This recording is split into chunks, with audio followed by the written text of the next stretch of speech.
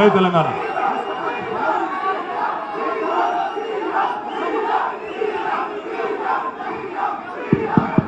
జై తెలంగాణ. జై తెలంగాణ. గౌరవనీయులు, నాకు తెలుసు మీకు ఆకలి అవుతుంది. ఇప్పుడే మల్లారెడ్డి అని చెప్తున్నాడు, బిర్యానీ అందరికి పెట్టిండా లేదా అని అడుగుతున్నా.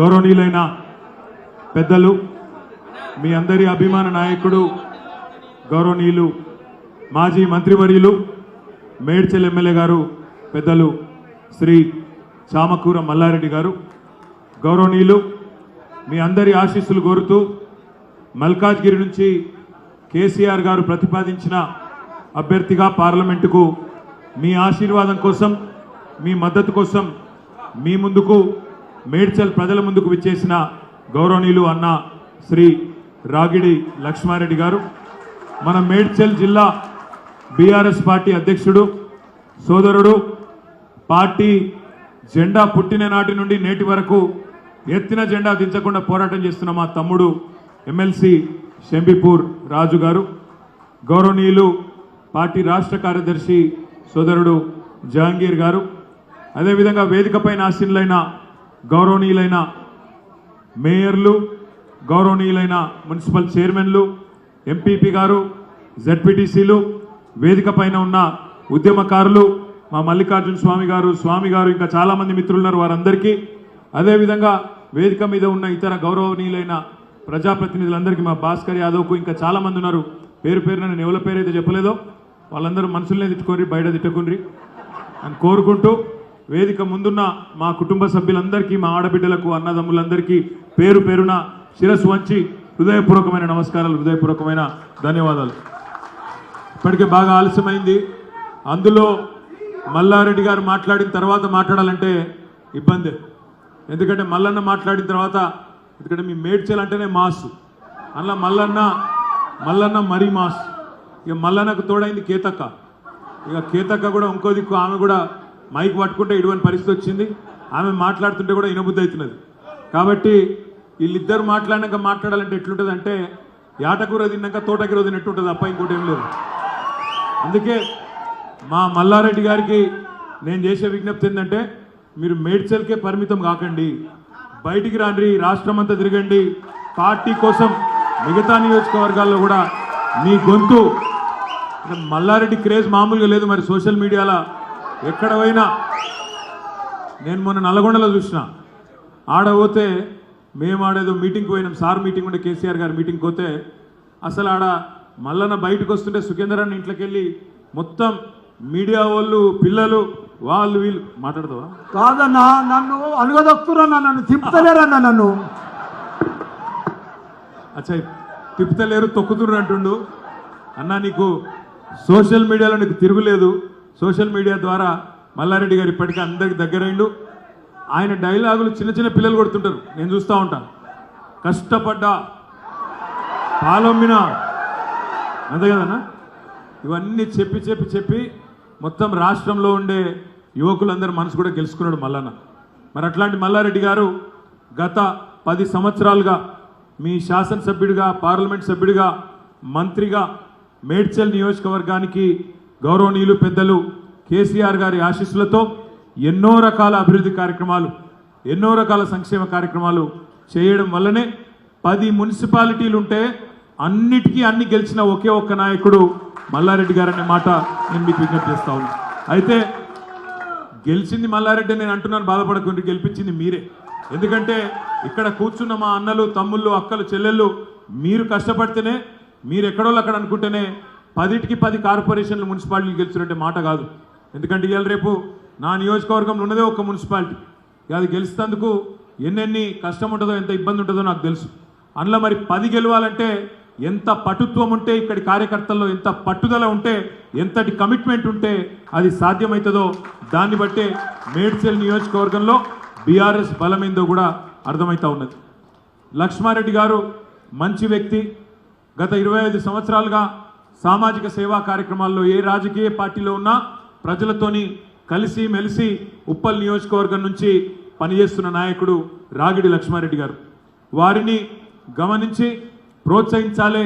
బాగా బ్రహ్మాండంగా ఆయనకి సేవా గుణం ఉన్నది, మంచి సేవ చేసే ఆలోచనలు ఉండడన్న ఉద్దేశంతో మన పెద్దలు కేసీఆర్ గారు వారిని పిలిచి ఆశీర్వదించి పార్లమెంట్ అభ్యర్థిగా ప్రకటించడం జరిగింది. ఇవాళ మల్కాజ్గిరి పార్లమెంట్లో మన పోటీ కాంగ్రెస్తో లేదు. ఇప్పుడే వారే అన్నారు, మీకు కూడా తెలుసు, కాంగ్రెస్ అభ్యర్థి ఇవాళ కేవలం ఒక డమ్మీ అభ్యర్థిని, మన ప్రాంతంతో సంబంధం లేని అభ్యర్థిని, కాంగ్రెస్ పార్టీకి మొన్ననే వచ్చి చేరిన అభ్యర్థిని, ఒక డమ్మీ అభ్యర్థిని తీసుకొని వచ్చి ఇవాళ మల్కాజ్గిరిలో చేవెళ్లలో రిజెక్ట్ చేస్తే ఇక్కడ తీసుకొచ్చి బలవంతంగా మల్కాజ్గిరి మీద రుద్దే ప్రయత్నం చేస్తూ ఉన్నారు. ఇక్కడ మన పోటీ భారతీయ జనతా పార్టీతోనే ఉంటుంది. మీకు తెలుసు, నాకు తెలుసు, అది పోటీ మనది. ఇక్కడ నిల్చున్న భారతీయ జనతా పార్టీ అభ్యర్థితోనే ఉంటుంది. కానీ మిత్రులారా, నేను మిమ్మల్ని ఒకటే కోరుతున్నా, అన్నదమ్ములారా ఒకటే ఆలోచించమని కోరుతున్నాను. ఏం చెప్తున్నారు ఇవాళ బీజేపీ వాళ్ళు? ఏమున్నది చెప్తందుకు? 10 ఏళ్ళు నరేంద్ర మోడీ గారు భారతదేశానికి నాయకత్వం వహించిండు. ప్రధానమంత్రిగా 10 ఏళ్ల పాటు అప్రతిహతంగా కొనసాగే అవకాశం ఆయనకు వచ్చింది. అదే 10 ఏళ్లలో ఇక్కడ కేసీఆర్ గారు ముఖ్యమంత్రిగా ఉన్నారు. ఇలా కేసీఆర్ గారు ఏం చేసిండు మేడ్చల్లో, కేసీఆర్ గారు ఏం చేసిండు మల్కాజ్గిరి పార్లమెంట్లో అంటే, ఒక్కొక్క ఊరికి ఒక్కొక్క గల్లీకి తీసుకొని పోతే అక్కడ మనం చూపెట్టే కార్యక్రమాలు ఎన్నో ఉన్నాయి. ప్రతి కుటుంబానికి ఏదో ఒక రకమైన లాభం, వాళ్ళ ఒక రైతు బంధు రూపంలో కావచ్చు, ఒక కళ్యాణ లక్ష్మి రూపంలో కావచ్చు, ఒక కేసీఆర్ కిట్ రూపంలో కావచ్చు, లేదా ఇతర సంక్షేమ కార్యక్రమాల రూపంలో కావచ్చు, లేదా బాగు చేసిన చెరువుల రూపంలో కావచ్చు. పట్టణంలో అయితే మనం బ్రహ్మాండంగా అభివృద్ధి చేసిన రహదారులు, ఇచ్చిన పట్టాలు, డబుల్ బెడ్రూమ్ ఇల్లు, ఇట్లా చెప్పుకుంటూ పోతే ఎన్నో సంక్షేమ కార్యక్రమాలు కేసీఆర్ గారు చేసిండ్రు అని చూపెట్టి మరి మనం మాట్లాడచ్చు. అది ఎక్కడికైనా పోవచ్చు, మీరు జవహర్ నగర్ పోవచ్చు, ఫిర్జాదిగూడ పోవచ్చు, బోడుప్పల్ పోవచ్చు, లేదా మీ షామీర్పేట, తుమ్కుంట, మేడ్చల్, ఎక్కడికి పోయినా కేసీఆర్ ఏం చేసిండు 10 ఏళ్లలో అంటే, ఈ పనులు మేము చేసినాం, ప్రతి కుటుంబానికి లాభం చేసినాం అని చెప్పే పరిస్థితి మనకున్నది. అదే మాట నేను ఇవాళ ఇక్కడ నిల్చున్న ఈటెల రాజేందర్ గారిని అడుగుతా ఉన్నా. మమ్మల్ని అడిగితే ఎందుకు మా అభ్యర్థి లక్ష్మారెడ్డి గారు కోటేయాలంటే, నీకు ప్రతి ఊర్లో చూపెడతాం, ఇగో ఈ పని మేము చేసినామని చూపెడతాం.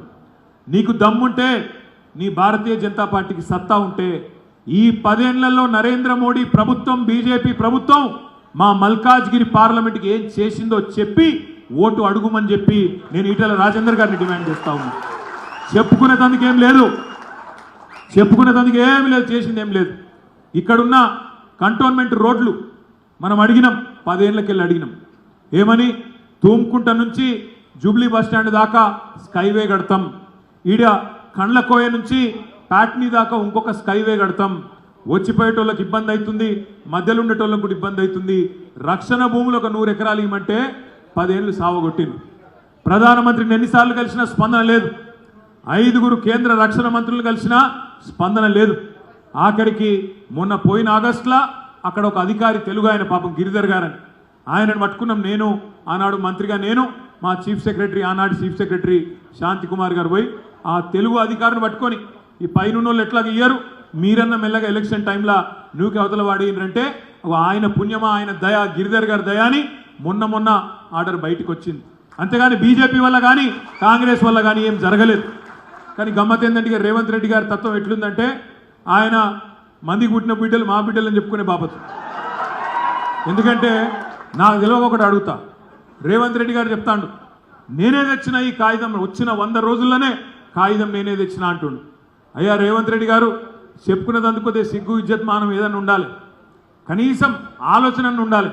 ఒక ఫైలు కదిలి ప్రాసెస్ అయ్యి రావాలంటేనే నెలలు పడుతుంది. పోయిన ఆగస్టులోనే ఎప్పుడో పని అయిపోయింది. మధ్యలో ఎలక్షన్లు చుట్ల మరి ఆనాడు ఎలక్షన్ కోడ్ వల్ల కొద్దిగా ఆలస్యమైంది. ఈ ఎలక్షన్ నువ్వు కూడా అనుకోలే, మేము కూడా అనుకోలే, మేము ఓడిపోతామని.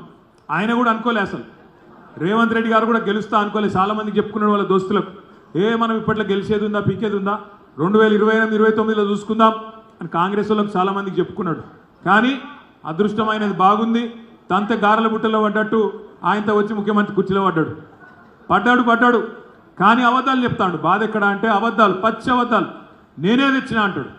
నిన్న మొన్నటి దాకా ఇదే రేవంత్ రెడ్డి ఏమన్నాడు, అసలు బీజేపీ వాళ్ళు, బీఆర్ఎస్ వాళ్ళు ఒకటే, వీళ్ళంతా లోపల బదులుకున్నారు నిన్న మొన్నటి దాకా ప్రచారం చేసిండు. కానీ నిన్న మొన్న ఏం మాట్లాడుతున్నాడు, మళ్ళీ ఈ కాగితం తీసుకొచ్చి, ఇగో కేసీఆర్ 10 ఏళ్ళకెళ్ళి బీజేపీతో పంచాయతీ పెట్టుకున్నాడు కాబట్టి వాళ్ళు ఇయ్యలేదు, నేనేమో మంచిగా పోయి అడిగినా అందుకే ఇచ్చినట్టుడు. రేవంత్ రెడ్డిని ఒక మాట మీద నిలవాడు. నిన్న మొన్నటి దాకానేమో బీఆర్ఎస్ బీజేపీ ఒకటే అంటివి, మేము లోపల దోస్తులు వంటివి. ఇవాళనేమో బయటికి వచ్చి లేదు లేదు 10 ఏళ్ళు పంచాయతీ పెట్టుకున్నారు కాబట్టి వాళ్ళకి ఇవ్వలేదు, నేను పోయి మంచి మాటతో నడితే ఇచ్చినా అని చెప్పి డైలాగులు కొడుతున్నావు. వాస్తవం నీ ఆత్మ కూడా తెలుసు. పోయిన గవర్నమెంట్లో పని అయిపోయింది, నీకు మాత్రం కాగితం నీ చేతికి వచ్చింది. ఆ చేతికి వచ్చిన కాగితాన్ని పట్టుకొని ఇలా నోటికి వచ్చిన మాటలు మాట్లాడుతున్నావు. ఇంకొక ఉదాహరణ కూడా మీకు చెప్తాను నేను రేవంత్ రెడ్డి గారి అబద్ధాల గురించి. మన గవర్నమెంట్లో మనం 1,60,283 మంది పిల్లలకు మనం ప్రభుత్వ ఉద్యోగాలు ఇచ్చినాం 10 ఏళ్లలో. భారతదేశంలో ఏ ప్రభుత్వం ఇయ్యలే అన్ని ఉద్యోగాలు. కానీ చెప్పుకున్నట్లా మనం ఫెయిల్ అయినాం.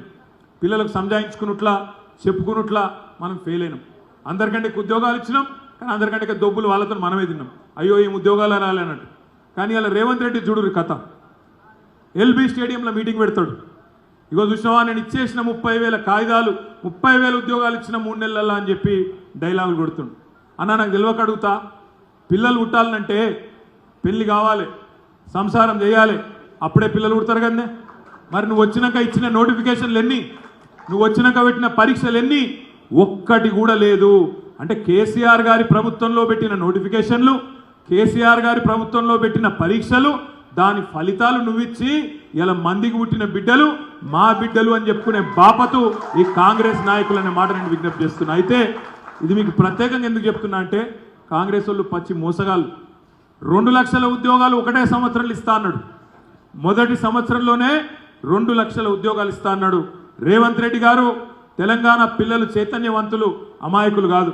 నువ్వు ఆల్రెడీ గత ప్రభుత్వం ఇచ్చిన 30,000 ఉద్యోగాలు నీ ఖాతాలో వేసుకునే ప్రయత్నం చేస్తూ ఉన్నావు. అది లెక్కకు రాదు. అది కేసీఆర్ ఇచ్చిన ఉద్యోగాల కిందికే పోతుంది. నువ్వు చెప్పిన 2 లక్షల ఉద్యోగాలు నువ్వే నోటిఫికేషన్లు ఇవ్వాలి, నువ్వే పరీక్షలు పెట్టాలి. ఒకటే సంవత్సరంలో 2 లక్షల ఉద్యోగాలు నీ ప్రభుత్వం మాట ఇచ్చినట్టు నిలుపుకోవాలని చెప్పి కూడా డిమాండ్ చేయవలసిన బాధ్యత మన మీద ఉన్నది. ఈటెల రాజేందర్ గారి గురించి కానీ బీజేపీ గురించి కానీ నేను మిమ్మల్ని ఆలోచించమని కోరేది ఒకటే. ఇవాళ 10 ఏళ్లలో మోడీ గారి ప్రభుత్వం, భారతీయ జనతా పార్టీ ప్రభుత్వం ఒక్క మల్కాజ్గిరికే కాదు తెలంగాణకు చేసింది కూడా గుండు సున్నా తప్ప ఏమీ లేదు. ఎందుకంటారా, దేశంలో ఎన్నో మెడికల్ కాలేజీలు ఇచ్చిండు మోడీ గారు. కానీ మన రాష్ట్రానికి మాత్రం ఆయన ఇచ్చిన మెడికల్ కాలేజీలు ఎన్నో తెలుసా మీకు? గుండు సున్నా. దేశంలో ఇంకెక్కడైనా పాఠశాలలు ఇచ్చిండో లేదో నాకు తెలియదు. మన రాష్ట్రానికి మాత్రం కొత్త జిల్లాలు ఏర్పాటు చేసుకున్నా, మేడ్చల్ జిల్లా ఏర్పాటు చేసుకుంటే ఈ జిల్లాకు ఒక నవోదయ పాఠశాల ఇవ్వాలి నిజానికైతే. కానీ ఒక్క నవోదయ పాఠశాల కూడా ఇవ్వలే. కొత్తగా ఒక్క విద్యా సంస్థ కూడా ఇవ్వకుండా 10 సంవత్సరాలు కాలయాపన చేసిన ప్రధానమంత్రి నరేంద్ర మోడీ.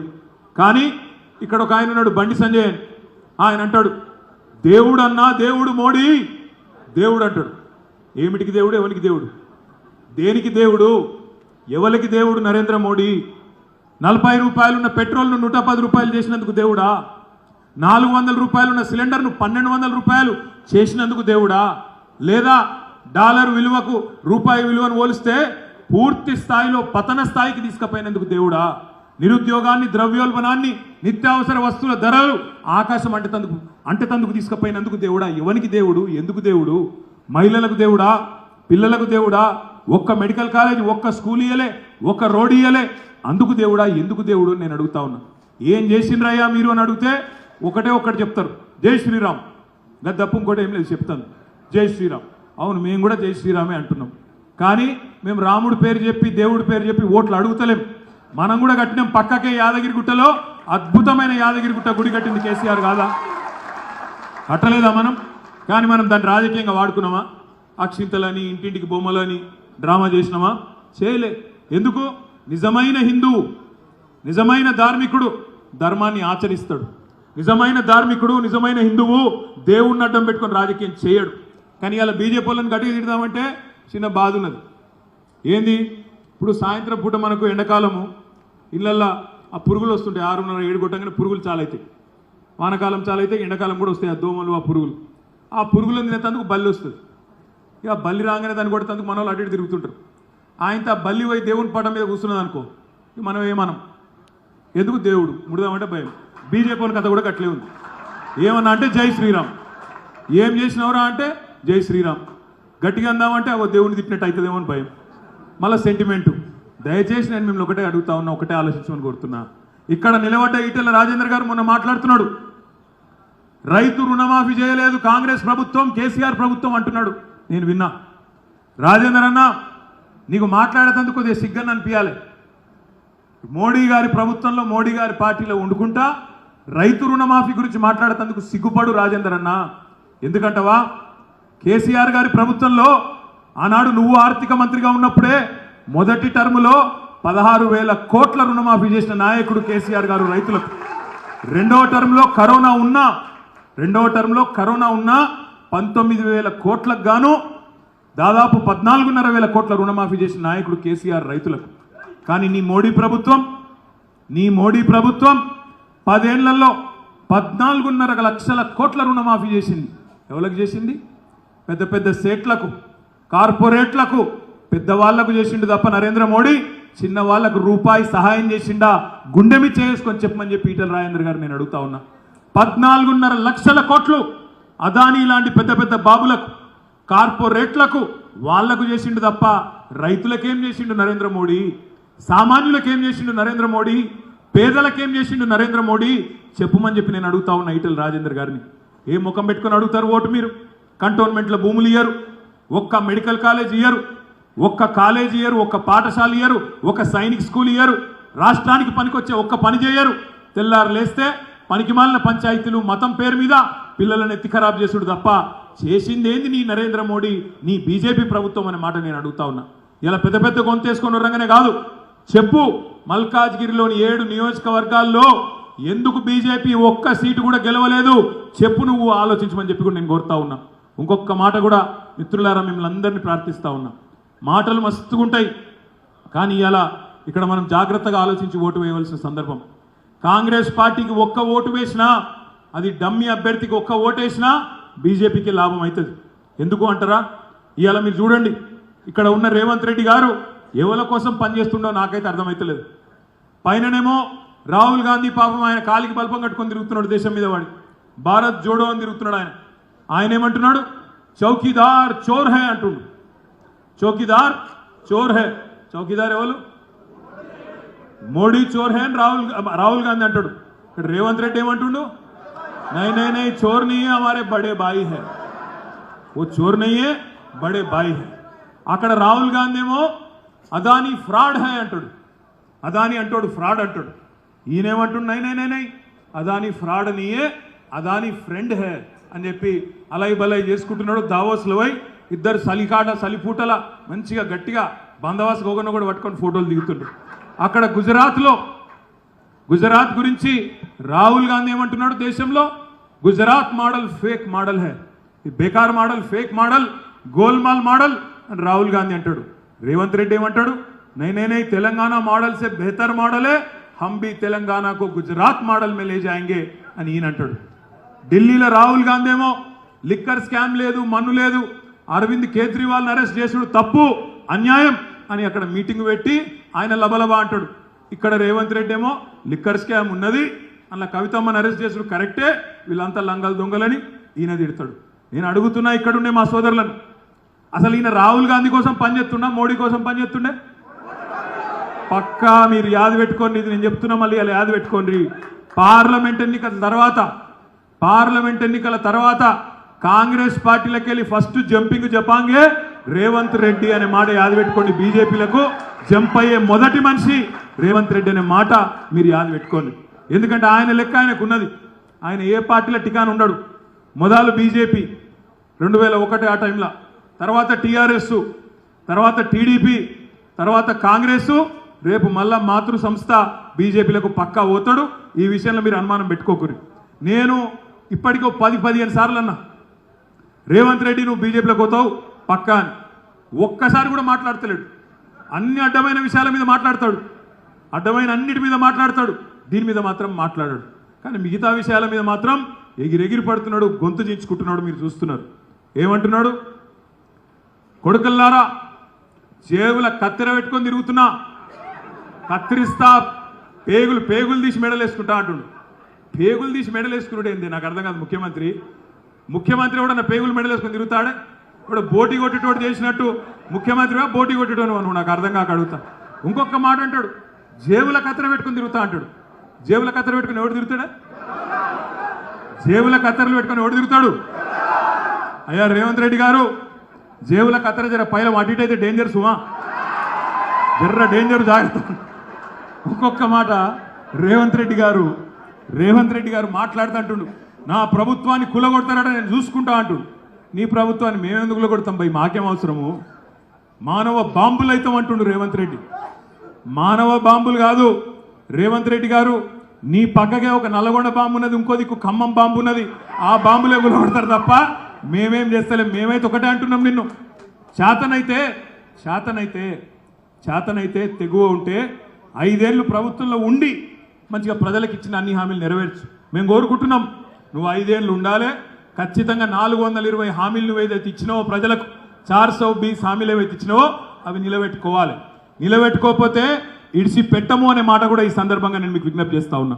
ఇంకొక మాట, మల్లారెడ్డి గారు ఇవాళ నిజానికి మన మేడ్చల్ కలెక్టరేట్లో అందరం కూడా పోయి అక్కడ దరఖాస్తు కూడా ఇచ్చొచ్చిరా, ఇన్నే ఉందా, దీని తర్వాత పోయి ఇచ్చుడు ఉంటుంది. అందులో మనం రాష్ట్ర ప్రభుత్వాన్ని ఒకటే డిమాండ్ చేస్తున్నాం. పంట నష్టం ఇప్పటికే రాష్ట్రంలో విపరీతంగా జరిగింది. రేవంత్ రెడ్డి గారు స్వయంగా చెప్పారు, మనం అడగలే.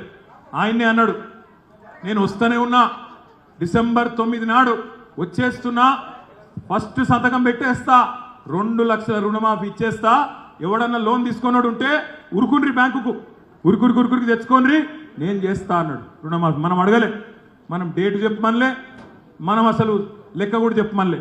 ఆయననే అన్నాడు మొదటి సంతకం పెడతా అన్నాడు. మరి డిసెంబర్ 9 పోయింది, జనవరి 9 పోయింది, ఫిబ్రవరి 9 పోయింది, మార్చి 9 పోయింది, ఇంకొక వారం అయితే ఏప్రిల్ 9 వస్తుంది. అడగద్దా మరి రేవంత్ రెడ్డిని, ఏమైందయ్యా నీ రుణమాఫీ అడగద్దా? అడగాలనా? అందుకే మేడ్చల్లో మీరు రైతులకు ఒకటే మాట చెప్పండి, ఎవరెవరికైతే 2 లక్షల రుణమాఫీ జరిగిందో, ఎవరెవరికైతే 2 లక్షల రుణాలు పోయినాయో వాళ్ళు కాంగ్రెస్ కోటేయండి, మిగతా వాళ్ళంతా మాకు గులాబీ జెండా కోటేయండి అనే మాట మనం గ్రామాన చెప్దాం. 2 లక్షల రుణమాఫీ అని మనం అడగలే, ఆయననే చెప్పిండు డిసెంబర్ 9కి చేస్తా అని చెప్పి నరికిండు. ఆయన పేరు రేవంత్ రెడ్డి కాదు, పొంకనాల పోతిరెడ్డి. పెద్ద మాటలు చెప్పిండు. ఏమేం మాటలు చెప్పిండు? 2500 రూపాయలు ఇస్తా ఆడబిడ్డలకు అన్నాడు. ఎవడన్నా అడిగిండు ఆయనను? 18 ఏళ్ళు నిండిన ఆడబిడ్డలందరికీ నెలకు 2500 ఇస్తా అన్నాడు. పడ్డాయా అమ్మాయి వాళ్ళకన్నా? ఎక్కడన్నా చాలా అయిందా? రైతులకు 10,000 కాదు 15,000 ఇస్తా అన్నాడు. రైతు భరోసా అన్నాడు. పట్టదారులకే కాదు కౌలు రైతులకు ఇస్తా అన్నాడు 15,000. రైతు కూలీలకు నెలకు 1000 రూపాయలు ఇస్తా అన్నాడు. ఇవాళ మీరు చూస్తున్నారు ఆటో డ్రైవర్లు రోడ్డు మీద పడ్డారు. నిన్న మా లక్ష్మారెడ్డి గారు ఒక ఆటో ఎక్కి ఆ ఆటో డ్రైవర్తో మాట్లాడుకుంటా, నువ్వేం అధైర్యపడక తమ్ముడు, మేమున్నాం నీకోసం అని చెప్పి లక్ష్మారెడ్డి గారు కూడా నిన్న ఆటో డ్రైవర్లకు కూడా ధైర్యం చెప్పే ప్రయత్నం చేసిండు. ఇవాళ ఏ వర్గం కూడా రాష్ట్రంలో సంతోషంగా లేదు. రైతులు కోపంగా ఉన్నారు, మహిళలు కోపంగా ఉన్నారు, ఆటో డ్రైవర్లు కోపంగా ఉన్నారు, విద్యార్థులు కోపంగా ఉన్నారు. నిన్న ఏప్రిల్ 1 నాడు గ్రూప్ 2 నోటిఫికేషన్ ఇస్తా అని జాబ్ క్యాలెండర్ అన్నాడు. గ్రూప్ 2 నోటిఫికేషన్ ఇస్తా ఏప్రిల్ 1 విడుదల అన్నాడు. అది కూడా ఎత్తగొట్టిండు. విద్యార్థులు కూడా కోపంగానే ఉన్నారు. ఏ వర్గము సంతోషంగా లేదు. ఒక దిక్కు ఎండలు మండుతున్నాయి, కరెంటు మంచిగుందా? కరెంటు కట్లు అవుతున్నాయా? అయితలేవా? బాగుందా కరెంటు? మోటార్లు కాలుతున్నాయా? ఇదే మాట రైతులకు యాద్ చేయాలి. మోటార్లు కాలబట్టే, చీరలు ఎండబట్టే, కరెంటు కోసం మళ్ళీ అర్ధరాత్రి బావి కడవై వండుకునే రోజులు మళ్ళా మోపోయినాయి. వెనకటి రోజులు తెస్తాడు మళ్ళా అని చెప్పిండు ముందే రేవంత్ రెడ్డి. తెచ్చిండు మళ్ళా పాత రోజులు మళ్ళా తెచ్చిండు. అయినా రేవంత్ రెడ్డి గారిని అని కూడా తప్పు లేదు. ఎందుకంటే ఆయన పాపం ముందే చెప్పిండు, చాలా నిజాయితీగా చెప్పిండు రేవంత్ రెడ్డి. ఏం చెప్పిండు? ప్రజలు మోసపోవాలనే కోరుకుంటారు, ప్రజలు మోసగాళ్ళనే నమ్ముతారు. మరి ప్రజలు మోసపోవాలని కోరుకున్నప్పుడు మేము మోసం చేస్తే తప్పేంది అనే మాట రేవంత్ రెడ్డి గారు చాలా నిజాయితీగా చెప్పిండు. కానీ మనమే తప్పు చేసినాం. ఏం తప్పు చేసినాం? ప్రజలకు మనమే చక్కగా చెప్పలే, మనం మంచి పనులు చేసి కూడా చెప్పుకోలే. దేశంలోనే అత్యధికంగా ప్రభుత్వ ఉద్యోగులకు జీతాలు ఇచ్చింది కేసీఆర్. దేశం మొత్తంలోనే అత్యధికంగా ప్రభుత్వ ఉద్యోగులకు జీతాలు ఇచ్చిందే కేసీఆర్. 73% పెంచిండు కేసీఆర్ గారు. కేంద్ర ప్రభుత్వ ఉద్యోగుల కంటే ఎక్కువనే ఉద్యోగులకు జీతాలు ఇచ్చిండు. కానీ వాళ్ళని సంజాయించుకోలేకపోయినాం. భారతదేశంలోనే అత్యధిక ఉద్యోగాలు ఇచ్చిండు పిల్లలకు, కానీ ఆ పిల్లలను సంజాయించుకోలేదు, మన దిక్కు తిప్పుకోలేదు. రైతులకు కేసీఆర్ చేసినంత ఎవరు చేయలే. రైతు బంధు కానీ, 24 గంటల కరెంటు కానీ, కొనుగోలు కేంద్రాలు కానీ, రైతు వేదికలు కానీ, రైతు రుణమాఫీ కానీ ఎవరు చేయలే. కానీ ఆ రైతులను కూడా పూర్తిగా మనదికి మలుపుకోలేకపోయినాం. ఇవన్నీ మనం చెప్పుకోవాలి. మళ్ళొక్కసారి మొన్న అసెంబ్లీ ఎన్నికల్లో జరిగిన పొరపాటు ఈసారి జరగనీయొద్దు. మన పోటీ మీరు మర్చిపోకండి. మన పోటీ కాంగ్రెస్తో లేదు. మల్కాజ్గిరి పార్లమెంట్లో ఖచ్చితంగా మన పోటీ భారతీయ జనతా పార్టీతో ఉన్నది. జాగ్రత్తగా ఉండవలసిన బాధ్యత మన మీద ఉన్నది. ప్రతి క్రిస్టియన్ సోదరుడు, ప్రతి ముస్లిం సోదరుడు, ప్రతి సిక్కు సోదరుడు, మైనారిటీ సోదరుల దగ్గరికి పోదాం, చెబుదాం వాళ్ళకు, అన్నా సెక్యులర్ పార్టీ, నిజమైన సెక్యులర్ పార్టీ ఇవాళ రాష్ట్రంలో ఏదైనా ఉంది అంటే కేవలం కేసీఆర్ గారి నాయకత్వంలో బీఆర్ఎస్ మాత్రమే. మనిషిని మనిషిగా చూసే పార్టీ, మతం కోణంలో చూడని పార్టీ ఏదైనా ఉందంటే మన పార్టీ మాత్రమే అని చెప్పాలా. అదేవిధంగా ఎవరన్నా పిల్లలు జై శ్రీరామ్ అంటే వాళ్ళకు కూడా సంజాయించాలి. జై శ్రీరామ్ అనే నినాదం కడుపు నింపదు. జై శ్రీరామ్ అనే నినాదం నీకు ఉద్యోగం ఇయ్యది. ఉద్వేగాలు కాదు, ఉద్యోగాలు కావాలి. కొట్లాడేటోళ్ళు కావాలి, మీకోసం మాట్లాడేటోళ్ళు కావాలి పార్లమెంట్లో అనే మాట పిల్లలకు కూడా సంజాయించుకోవాల్సిన బాధ్యత మన మీదనే ఉన్నది. దయచేసి రాబోయే 40 రోజులు లక్ష్మారెడ్డి గారి గెలుపు కోసం మాత్రమే కాకుండా పార్టీ గెలుపు కోసం, మన ప్రభుత్వం పోయింది కరెక్టే, కానీ మనం ఇవాళ నిలబడ్డది ఇక్కడ ఒక రాగిడి లక్ష్మారెడ్డి గారు బీఫామ్ మీద ఆయన నిలబడతాడు, కానీ మనమే అభ్యర్థి అన్నట్టుగా అందరం కూడా కష్టపడదాం. గల్లీ గల్లీ తిరుగుదాం, ఇంటింటికి పోదాం. అసెంబ్లీ ఎన్నికల్లో జరిగిన తప్పు పార్లమెంట్లో జరగకుండా చూసుకుందామని చెప్పి విజ్ఞప్తి చేస్తూ జై తెలంగాణ.